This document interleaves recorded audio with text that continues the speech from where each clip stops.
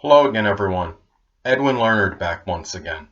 In this YouTube astrological segment, I'm going to be talking about transit Saturn square inconjunct or opposition the natal ascendant.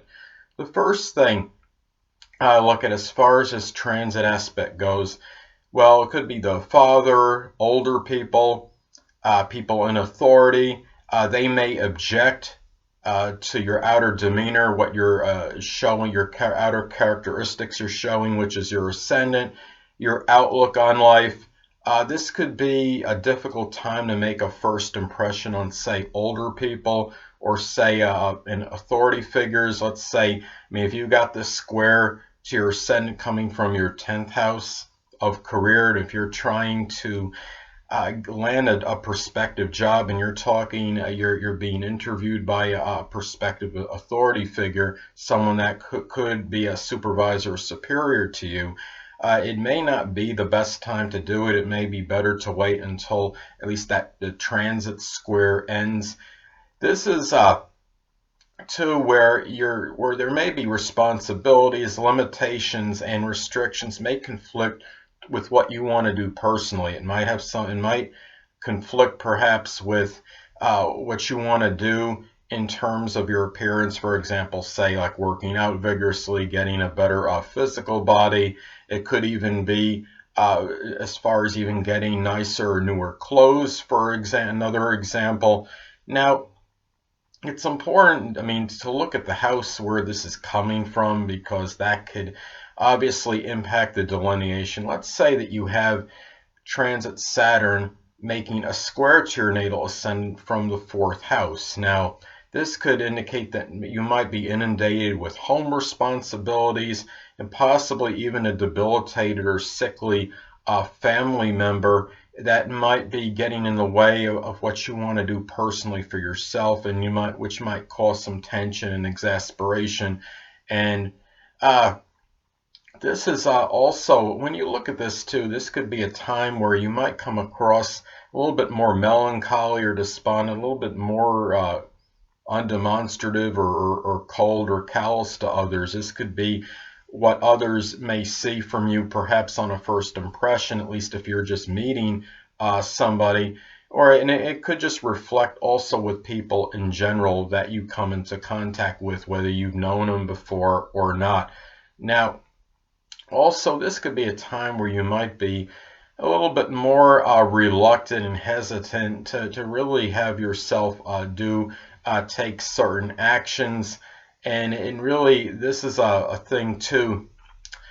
What you look at as far as this goes, this could also be where even you might even have the father, if applicable, might not be in agreement with what your outlook. There might be some disparities or discrepancies in that viewpoint.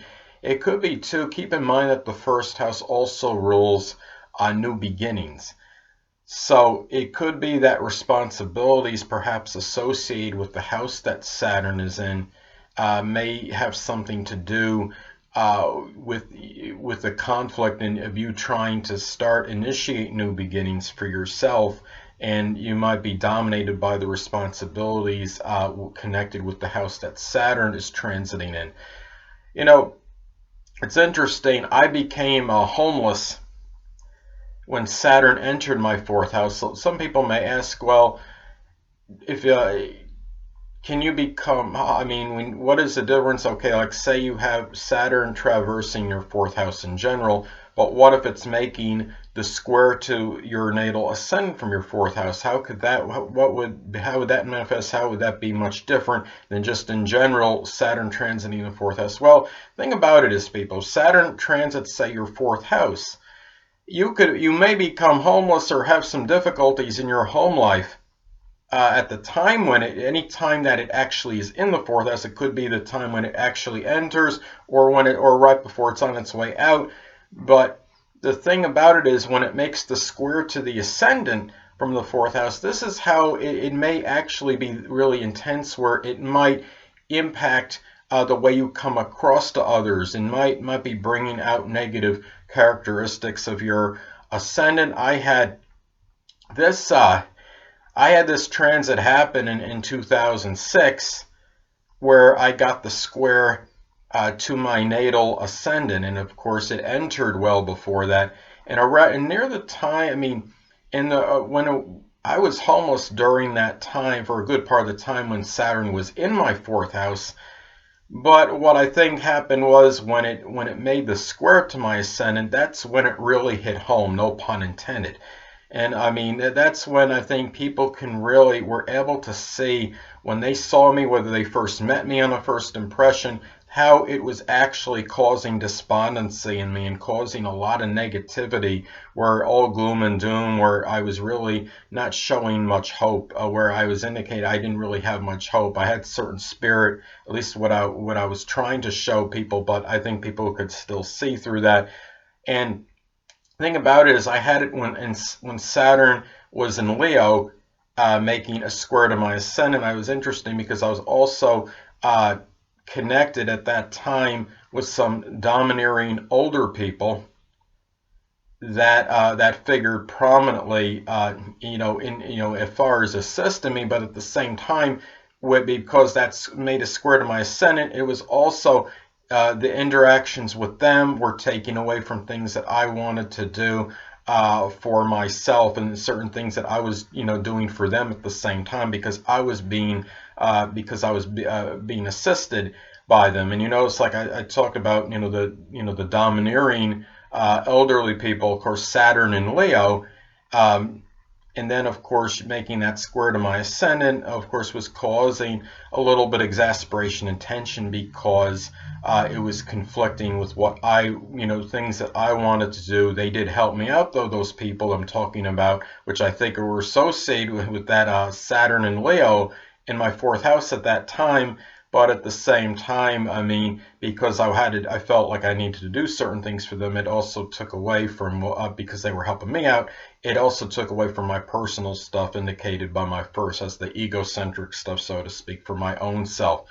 But the thing about it too is, I mean, let's say you have, an inconjunct. This could be, let's take somebody, for example, that has this transit, okay, and it's making the Saturn transit Saturn, making an inconjunct to the ascendant from the sixth house of health. Well, inconjuncts in the sixth house could be strongly about health adjustments and health issues in general.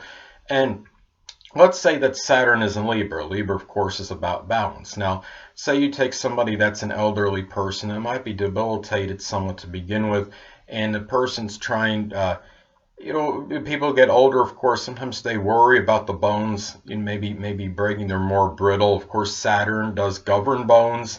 And I mean, this could be a situation in this example that somebody, trying, even moving up and down the stairs could be a little bit of a hardship. There might be this adjustment that they're making because of it, and they're trying to maintain their balance in the process, and they're making sure that their bones are intact and they're not breaking. And that could be an example for if somebody had transit Saturn, making its transit Saturn in Libra, making an inconjunct to their natal ascendant. And of course, if the inconjunct is from the sixth to the ascendant, the ascendant in that example would be Taurus. And of course, Taurus is notorious for being prudent and very assiduous. Anyway, Taurus rising, I should know since I have Taurus rising.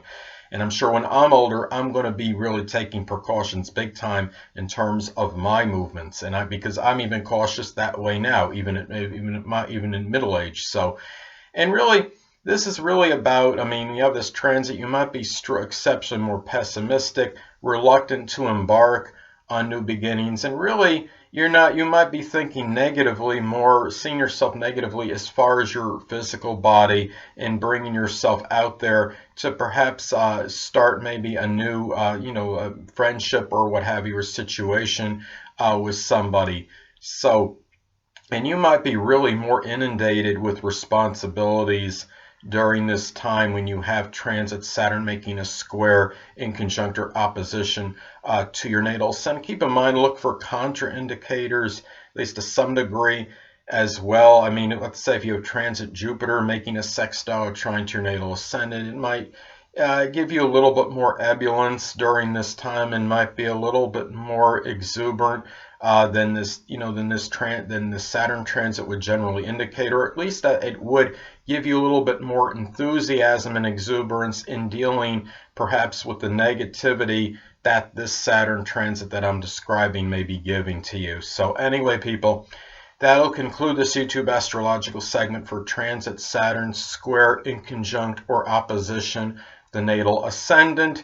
Stay tuned next time where I'll be talking about transit Uranus conjunct the natal ascendant. Two things I want to get with you on before I head out. Firstly, the stars may impel but do not compel. And secondly, never isolate any single astrological element, aspect, planetary placement, position, configuration, influence, or what have you, and make an analysis of a person, astrologically speaking, based on this alone, because astrologically speaking, the person is the sum of all their components in their natal chart and not just one. Until next time, people, stay well.